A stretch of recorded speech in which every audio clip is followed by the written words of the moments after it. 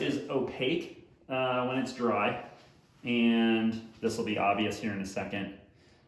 You want to kind of like dunk it in there as opposed to try to like spread it over it. So you'll just put it in your cup, kind of saturate it. You can kind of squeeze it in your hand. And if you have dry spots, they'll be opaque, and the wet spots are going to be translucent, and you should be able to see your gloves through them. So if you have dry spots, you can just kind of go, you know, squeeze it over there so you can kind of impregnate it into the fibers. If it's got a tail on it, and they all will, don't pull it. It's all one piece. So if you start pulling this, like the whole thing is just going to unravel because it's all stitched together. So this is the part where you usually end up getting it on your shoes because this thing's kind of like whipping all over the place. So you want to just really get this pretty well saturated before you put it on there. Obviously there's epoxy on here. So our plan with this stuff is not to create structure, but to cover aluminum.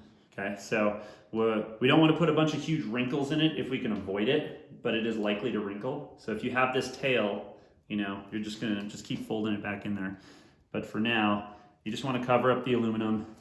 You can connect it to the tube. So I mean, technically speaking, like, you know, these pieces are now, the bottom bracket is, you know, technically connected to the down tube because I went underneath it. You're gonna get 2 pieces for each joint that we do.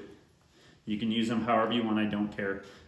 You just want to try to cover up some of the aluminum and make some kind of connection to one of the other poles so that in the event that you have the first bike that somehow catastrophically fails, technically it would be attached to the aluminum still. So again, just go through it, make sure you don't have any dry spots because those aren't gonna bond to anything. And at this point, you can see how wet my gloves are. Like, I'm not trying to be super neat and tidy. Like, I want everything to be pretty wet so that everything kind of glides off of my gloves. Because if your gloves are dry and you have just a little bit of epoxy on there, things have a tendency to want to stick and not come undone.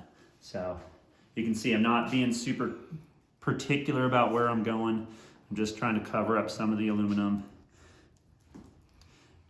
And you can see, like, you know, there's some bumps and some lumps in there, but you're gonna see it's all gonna get packed down in a second. So that's step 1, okay? So we're just gonna cover it with that. Step 2 is carbon fiber.